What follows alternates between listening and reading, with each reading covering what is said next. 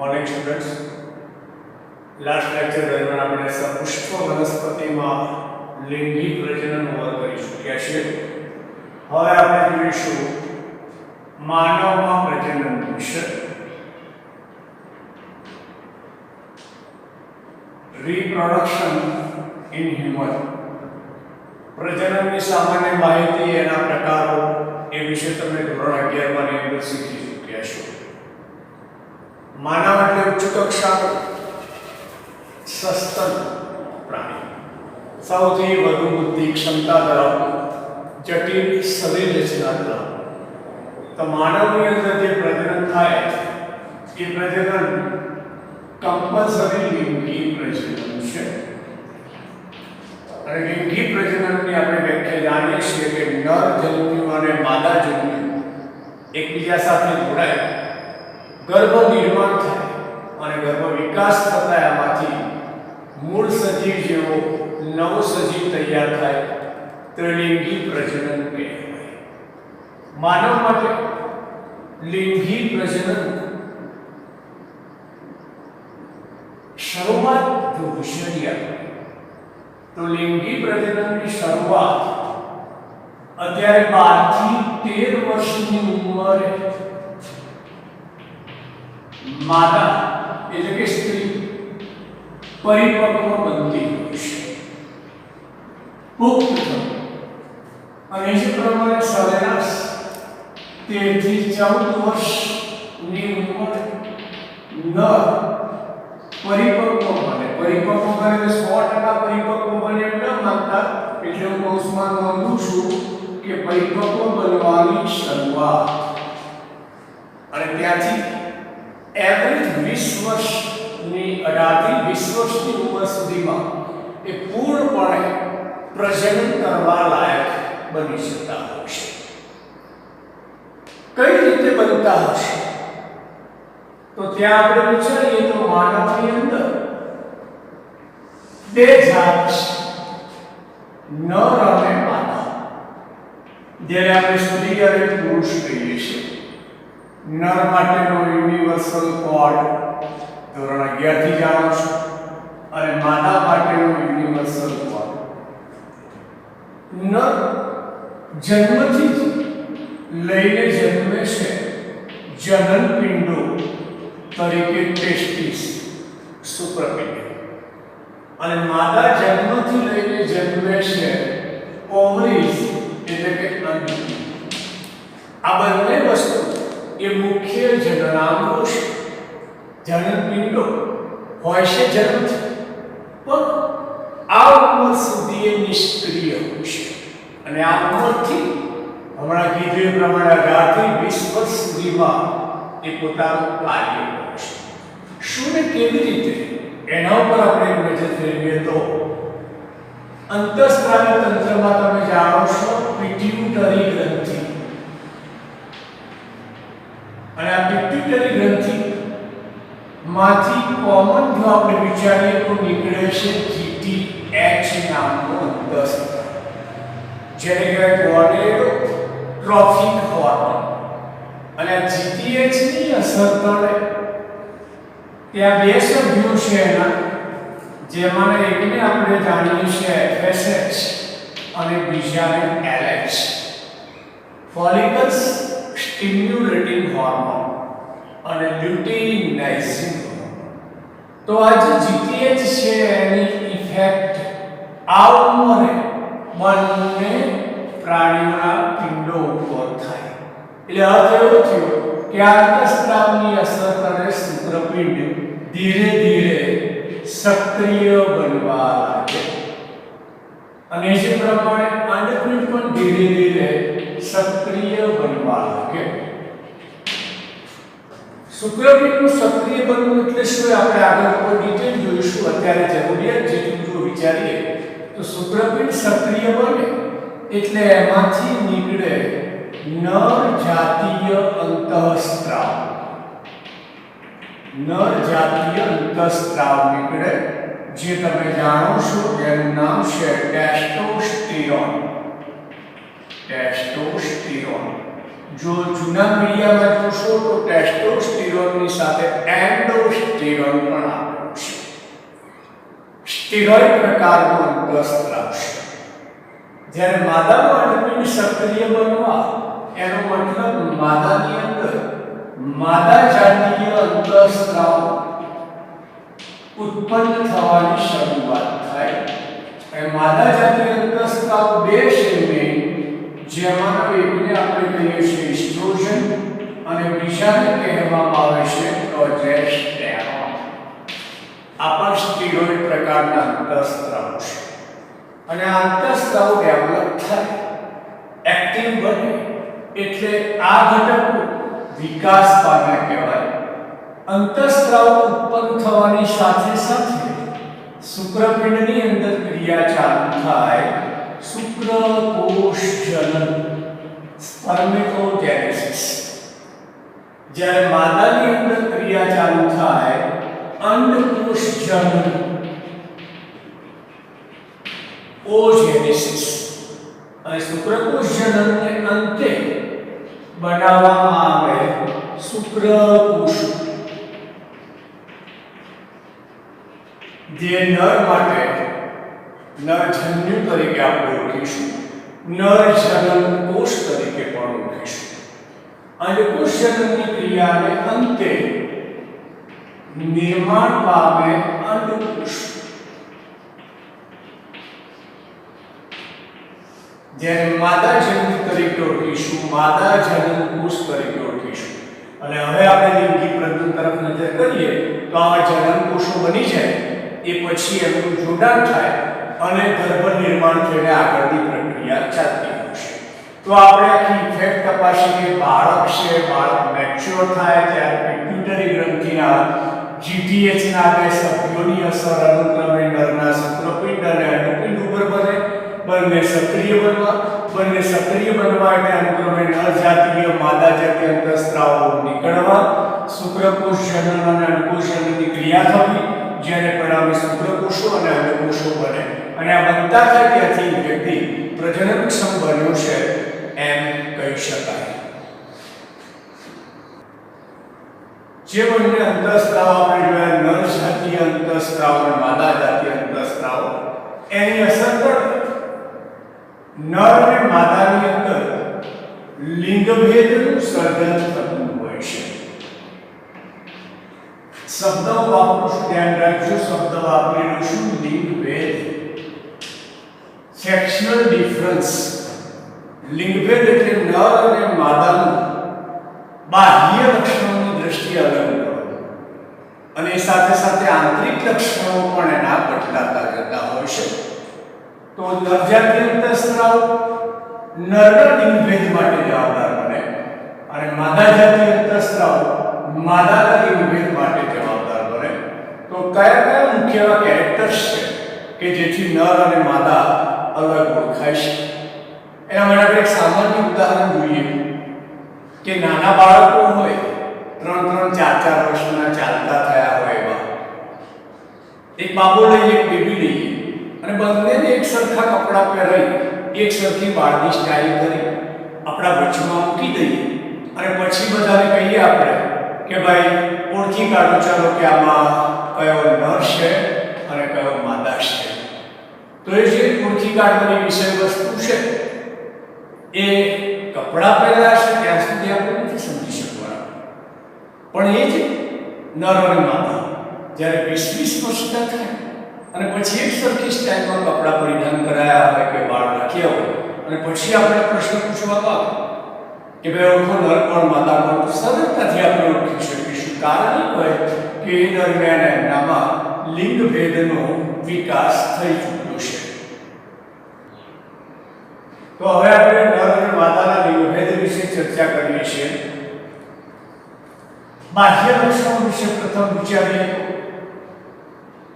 નરની અંદર જ્યારે અંતઃસ્ત્રાવની અસર થાય છે ત્યારે ધીરે ધીરે દેખીતાનો જે અવાજ છે એ અવાજ ઘેરો બને છે. જ્યારે એ વસ્તુ માદામાં વિચારવામાં આવે છે તો માદાની અંદર અવાજ તેનો બને છે, પટલો થાય છે. જોઈ જોજો તમે કે નાના બાળકો હોય ત્યારે એનો અવાજ દીકરો હોય કે દીકરી એક સરખું જ લાગશે, પણ લગભગ 8મા 9મા ધોરણ પછી ધીરે ધીરે એમના અવાજમાં પરિવર્તન જોવા મળે છે. તો એ પરિવર્તન ધીરે ધીરે આ તરફ લઈ જશે. અવાજ કેવો બને છે? કારણ કે નરજાતીય અંતઃસ્ત્રાવની અસર આપણી જે સ્વર પેટી છે એના સ્વર તંતુઓ ઉપર થાય છે, અને સ્વર તંતુ જાડા બને એટલે અવાજ કેવો બને. જ્યારે અહીંયા માદા જાતીય અંતઃસ્ત્રાવની અસર કરે સ્વર પેટીના સ્વર તંતુઓ થોડા પતલા બને એટલે અવાજ તેનો બનતો હોય છે. એ સિવાય નરની અંદર જો વિચારવામાં આવે છે તો છાતી પર વાળ, દાઢીનું છૂટવા, જે વસ્તુ માદાની અંદર ક્યારેય જોવા મળતી નથી. અહીંયા એક વસ્તુનું ધ્યાન દોરું છું, તમને યાદ રાખજો કે આ છાતી પર વાળ હોવા અને દાઢીનું છૂટ હોવા એના માટે જવાબદાર છે વાય રંગસૂત્ર પરના હોલેન્ડ્રિક જનીન. જનીન વિદ્યામાં કામ લાગશે. વાય રંગસૂત્ર પરના હોલેન્ડ્રિક જનીનો જવાબદાર છે આ સ્થિતિ માટે, અને આ રંગસૂત્ર પિતા તરફથી પુત્રને મળે, પુત્રીને ક્યારે, અને એટલા માટે પુત્રીની છાતી પર વાળ ઉડવા કે દાઢીનું છૂટવા એ ઘટના જોવા નથી મળતી. હા, ક્યારેક રંગસૂત્રીય અનિયમિતતાઓને પરિણામે કોઈક વાર એવી વિકૃત સ્થિતિ જોવા મળી શકે, રેગ્યુલરલી નહીં. એને છોડતા ખભો સ્નાયુ અને પહોળો બને છે. સ્નાયુ અને પહોળો સ્ત્રીની સાપેક્ષ એટલે કે સ્ત્રીમાં પ્રમાણમાં ઓછું. આ ઉપરાંત નર હોય તો એના શરીર પર રૂવાડીનું પ્રમાણ વધુ હોય છે, સાપેક્ષમાં સ્ત્રીની અંદર ઓછું. ધ્યાનમાં લેશો કે સાપેક્ષમાં ઓછું એ હોર્મોનલ ઇફેક્ટ પ્રમાણે બરોબર છે, પણ ઘણીવાર બિનજરૂરી રીતે સ્ત્રીઓ પોતાના શરીર પરની રૂવાડીનું વારંવાર દૂર કરતી હોય તો એની પરિસ્થિતિ ઘણીવાર પુરુષ સમકક્ષ થઈ જતી હોય છે, જે ઇનેચરલ ડેવલપમેન્ટ કહેવાય. બાકી નેચરલી વિચારવામાં આવશે તો રૂવાડીનું પ્રમાણ પુરુષમાં વધુ હોય, સ્ત્રીમાં પ્રમાણમાં ઓછું હોય છે. પુરુષની અંદર સ્તનનો વિકાસ ન થાય, જ્યારે સ્ત્રીની અંદર સ્તન વિકાસ પામે છે. જરૂર પડતા માતૃત્વ પ્રાપ્ત કરતા તે સક્રિય બને, જેથી દૂધનું ઉત્પાદન શરૂ થાય. યાદ રહેશે થોડા કે સ્તનગ્રંથિ બંને પાસે છે, નર પાસે છે, માદા પાસે છે, પણ નરની સ્તનગ્રંથિ કદમાં પણ વિકાસ નથી પામતી કે સક્રિય પણ નથી બની શકતી. જ્યારે માદામાં માદા જાતીય અંતઃસ્ત્રાવની અસર કરે કદમાં વિકાસ પામે, અને ત્યારબાદ જ્યારે એ માદા બને એ પછી એ સ્તનગ્રંથિ સક્રિય થાય અને એમાંથી બચ્ચાના પોષણ માટે દૂધનું નિર્માણ થતું હોય છે. આ જે કેટેગરીઝ આપણે જોયા એ બધા બાહ્ય, અને એના આધારે આપણે એવરેજ અનુમાન લગાવીને નક્કી કરી દઈએ છીએ કે ભાઈ આ નર છે અને આ માદા છે.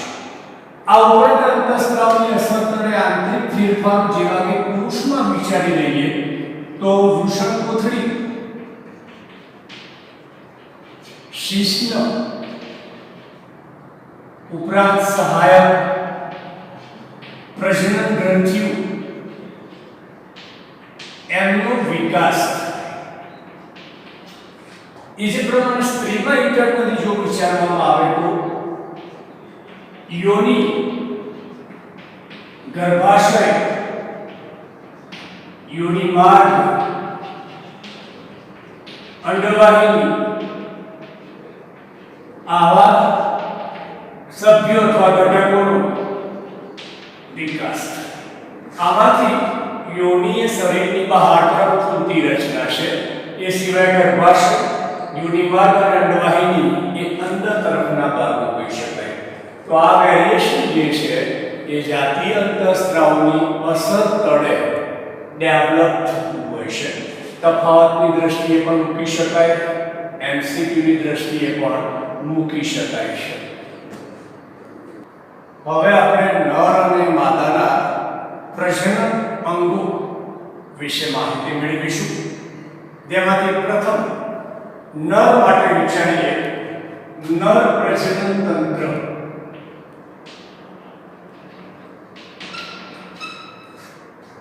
નર પ્રજનન તંત્રના મુખ્ય ઘટકો અથવા એની રચનામાં ભાગ લેતા એકમો તરીકે જો વિચારવામાં આવે તો શિશ્ન અને વૃષણકોથળી આ બે શરીરની બહાર જોવા મળતા એકમો છે. વૃષણકોથળીની અંદર બે શુક્રપિંડો ગોઠવાયેલા હોય છે. બે શુક્રપિંડો ગોઠવાયેલા હોય છે અને સિવાયના એકમો જો આંતરિક લઈએ તો અધિવૃષણ નલિકા,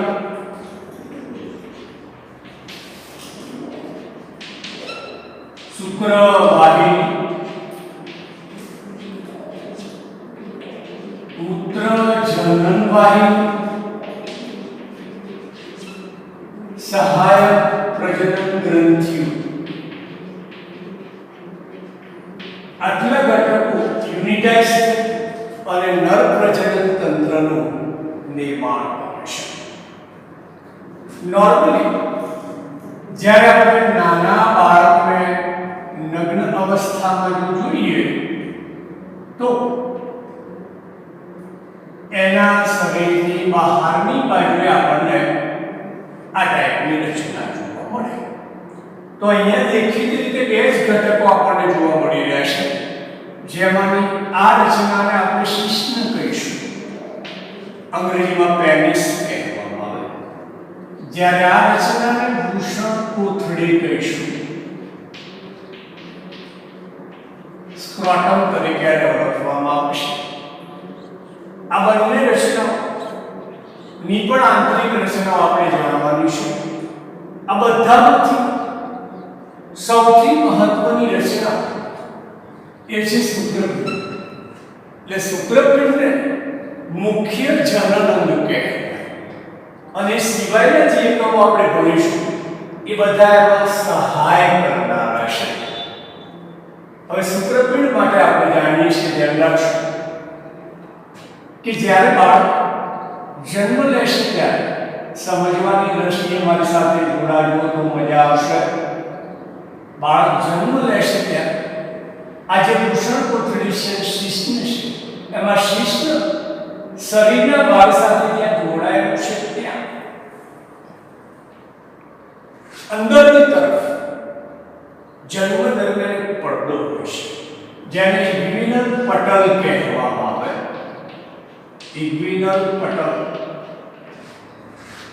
એ દરમિયાન શુક્રપિંડો જે છે એ પેઢુના ભાગે હોય, બાળકના પેઢુના ભાગે હોય શુક્રપિંડો. એટલે કે જન્મતા એ શુક્રપિંડો વૃષણકોથળીમાં હોતા નથી. ધીરે ધીરે શુક્રપિંડો નીચે તરફ સરકે ત્યારે ઇગ્વિનલ પટલ તૂટે. એકચ્યુઅલમાં એ વસ્તુ આપણા માટે અહીંયા આ સ્થાને આવે છે, ધ્યાન રાખવાના. સાઈડ પુશ છે એટલે એક્ઝેક્ટ તમને ખ્યાલ નહીં આવે, પણ આપણું શિશ્ન જ્યાં જોડાય છે ત્યાં આ સ્થાને ઇગ્વિનલ પટલ છે. એ પટલ એટલો પતલો હોય છે કે પ્રેશરથી ઘસાય અને એને પરિણામ આ જે શુક્રપિંડો છે એ ધીરે ધીરે વૃષણકોથળી તરફ લંબાય અને વૃષણકોથળીની અંદર ઉતરી આવે છે. તો જે માર્ગ દ્વારા વૃષણકોથળીમાં ઉતરી આવે એને ઇગ્વિનલ માર્ગ તરીકે ઓળખવામાં આવે છે. ઇગ્વિનલ માર્ગ જાણવા માટે છે હવે ધ્યાન રાખશું કે ઘણીવાર કેટલાક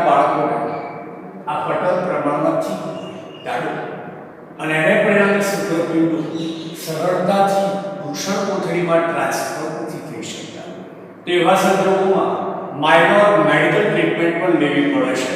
ડોક્ટર દ્વારા એ પટલને છેદ કરી અને જીપીઆઈની મદદથી શુક્રપિંડોને વૃષણકોથળીમાં સ્થાન આપી અને ફરી પાછું ત્યાં સ્ટીચ લઈ લેવામાં આવતો હોય છે.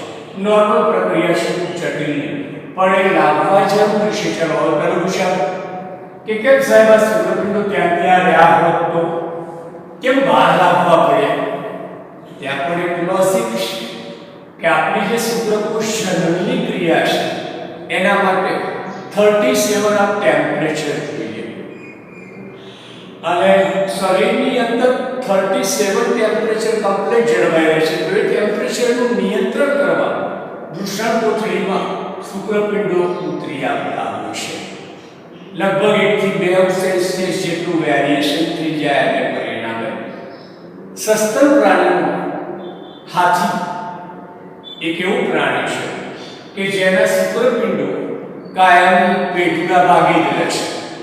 મતલબ કે વૃષણકોથળી નામની રચનામાં ઉતરી આવતા નથી અને એના માટે એ શુક્રપિંડોની ઉપર ખાસ ચોક્કસ પ્રકારના પડ આવેલા હોય છે જેથી ગરમીનું કંટ્રોલિંગ જે થાય અને શુક્રકોષ જનનની ક્રિયા અવરોધાય નહીં.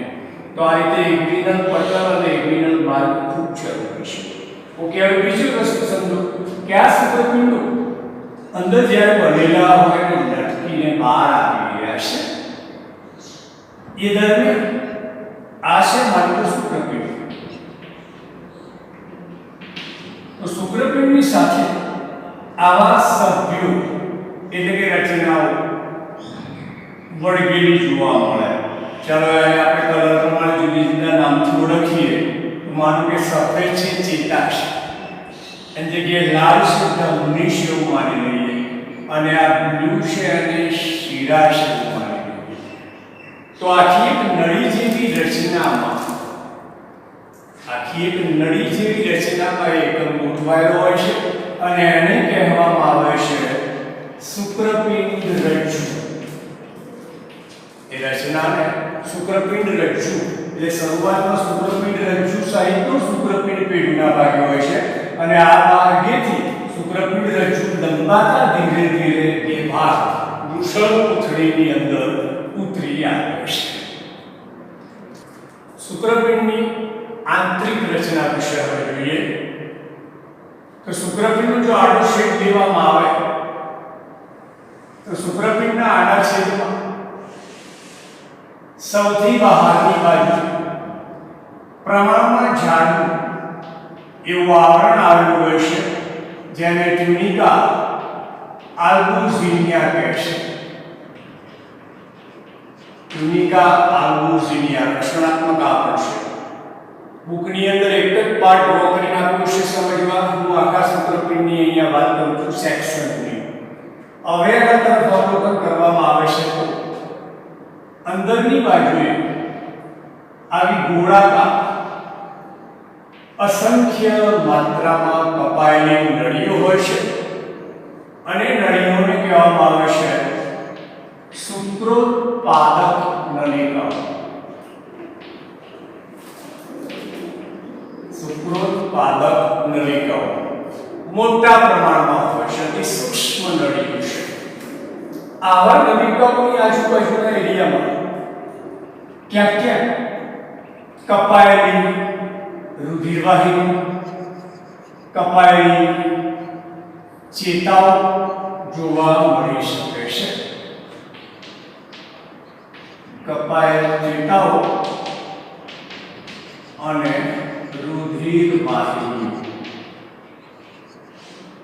સેન્સેશનની આપણે કરવા, સંવેદનાઓની આપણે કરવા માટે ચેતાઓની જરૂર પડે અને પોષક દ્રવ્યો અને ઉત્સર્ગ દ્રવ્યો નિકાલ કે આપણે કરવા માટે રુધિરવાહિનીઓની જરૂર પડે. સેમ્પલ તરીકે આપણે એક બતાવી છે. એ ઉપરાંત આ શુક્રોત્પાદક નલિકાઓની આજુબાજુ જે અવકાશમાં નાના મોટા કોષોના સમૂહ ગોઠવાયેલા જોવા મળે. નાના મોટા કોષોના સમૂહ જોવા મળે છે. જે સમૂહને લેડિંગના કોષો કહેવામાં આવે છે અથવા ઘણા